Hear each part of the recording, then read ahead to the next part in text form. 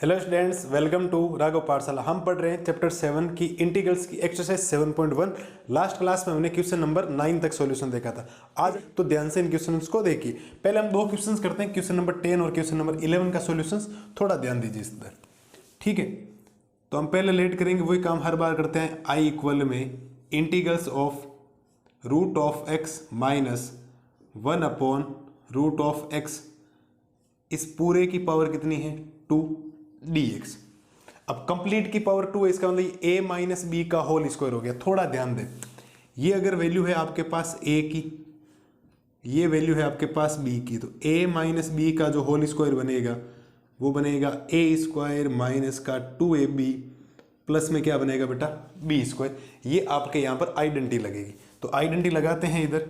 तो i equal में integrals of a square मतलब रूट x का square, loss of A square minus का फिर 2, ए का मतलब रूट एक्स मल्टीप्लाई बी का मतलब 1 अपॉन रूट एक्स, और प्लस में बी स्क्वायर मतलब 1 अपॉन रूट एक्स का ही हो जाएगा होल स्क्वायर। और इस कंप्लीट का क्या करना, आपको इंटीग्रेशन फाइंड करना। कोई दिक्कत नहीं। हमने एक नॉर्मल सी ए माइनस बी की क्या लगाई, यहां पर आइडेंटिटी लगाई, ठीक है। तो ध्यान दीजिए इधर आई इक्वल में इंटीग्रेशन ऑफ रूट एक्स का स्क्वायर, रूट हट जाता है तो ये बचेगा एक्स माइनस ये 2 ही बचेगा बेटा केवल। आप कहोगे कैसे सर, क्योंकि इस रूट एक्स से ये रूट एक्स क्या हो जाएगा आपका कैंसिल हो जाएगा, और प्लस में क्या बचेगा आपके पास 1 अपॉन एक्स, क्योंकि 1 का स्क्वायर 1 और रूट एक्स का स्क्वायर एक्स। और इस कंप्लीट का आपको क्या करना है, इंटीग्रेशन फाइंड करना है। आई इक्वल सेपरेट कर दो बेटा, integration of x D x minus का 2 कॉन्स्टेंट है बाहर ले लो, और फिर integration of D x plus integration of x की पावर -1 डी एक्स। क्यों यार, चलो वरना रहने दो ना, -1 की जरूरत का 1 अपॉन एक्स डी एक्स। इसका इंटीग्रेशन आपके पास होता है, कोई दिक्कत आपको होगी भी नहीं। 1 अपॉन एक्स का सीधा सीधा क्या होता है, लॉग एक्स होता है ना। तो इंटीग्रेशन फाइंड करते हैं।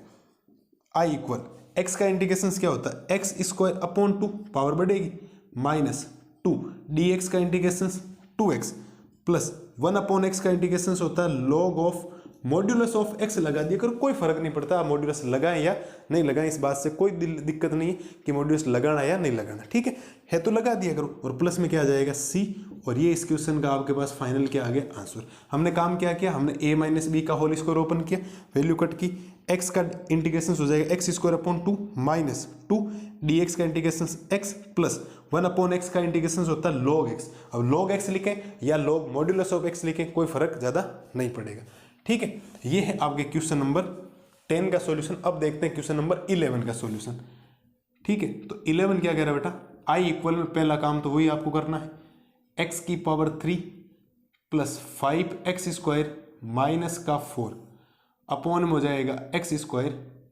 dx, ठीक है। ऐसा लगने में बड़ा हार्ड लग रहा है, कैसे होगा, आप कुछ भी नहीं करें, एक्स स्क्वायर को इसके डिवाइड में भेज दे, एक्स स्क्वायर को इसके डिवाइड में भेज दे, एक्स स्क्वायर को इसके डिवाइड में भेज दे, अपने आप ही सेपरेट हो जाएगा ही।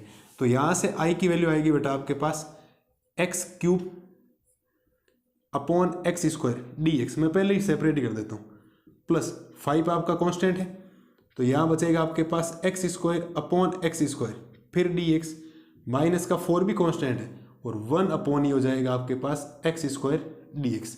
वापिस समझ लें क्या किया हमने, इसको इसके नीचे भेजा, इसको इसके नीचे भेजा, इसको इसके नीचे भेजा, प्लस का 5 कांस्टेंट बाहर ले लिया, एक्स स्क्वायर का अपॉन एक्स स्क्वायर माइनस 4 बाहर ले लिया, 1 upon x square d x, ठीक है।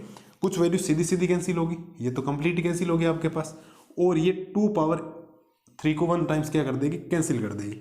तो यहां पर आई जो बचेगा आपके पास फाइनल, वो बचेगा integration of x D x plus में 5 integration of D x minus का 4 और इंटीग्रेशन ऑफ माइनस का 2, क्योंकि पावर जो प्लस की है ऊपर आती किस में पावर में चेंज हो जाएगी, माइनस में चेंज हो जाएगी, इस बात को ध्यान रखना।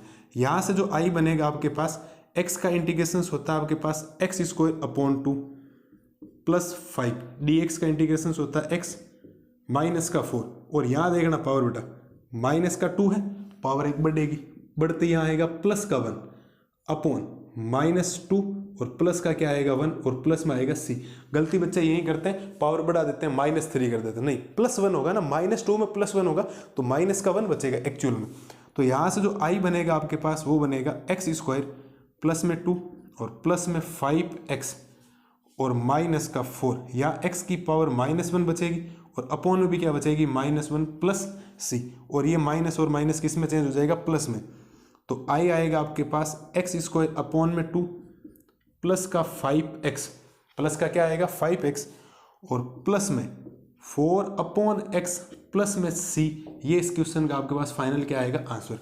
x प्लस में कैसा आया देखो, x की पावर -1 है, नीचे आती वैल्यू किस में बदल जाएगी, प्लस में, तो अपॉन में आ गया x। ये आपके पास इंटीग्रेशन आया, पहले का इंटीग्रेशन ये है और सेकंड का इंटीग्रेशन आपके पास ये है। मेरे हिसाब से कोई दिक्कत किसी भी टाइप की नहीं, नॉर्मल से छोटे छोटे क्वेश्चन से बेसिक आपको फंडामेंटल्स यूज करने, बेसिक फंडामेंटल्स यूज करेंगे तो इजी वे में इनके क्या आ जाएंगे, आंसर आ जाएंगे। एक बार आप आराम से देख लें, कोई दिक्कत आपको किसी भी टाइप की नहीं होनी चाहिए। यहाँ एक ट्रिग्नोमेट्री आइडेंटिटी लगी है तो आप आइडेंटिटी का विशेष तौर पर क्या रखें, ध्यान रखें, हमेशा आइडेंटिटी लिख लें। अभी आप नहीं लिखेंगे, थोड़े दिनों बाद में क्वेश्चन में पता ही नहीं चलेगा ये कहाँ से लिखा है। आइडेंटिटी लिखी हुई होगी तो आप समझ पाएंगे हाँ आइडेंटिटी से हमने क्या किया, काम किया। अदरवाइज बेटा काम नहीं होगा, थोड़े दिनों बाद भूल जाओगे। अभी आपको लगेगा नहीं सर नहीं यह समझ में आ गया, नहीं, थोड़े दिनों 100% भूलोगे, क्योंकि दिमाग में से चीज़ें निकलना शुरू हो जाएगी। रिवीजन जब नहीं करोगे ना तो चीज़ें क्या हो जाएगी आपके पास, धीरे धीरे भूलते जाओगे। तो ये है आपके क्वेश्चन नंबर 10 और 11 का सोल्यूशन।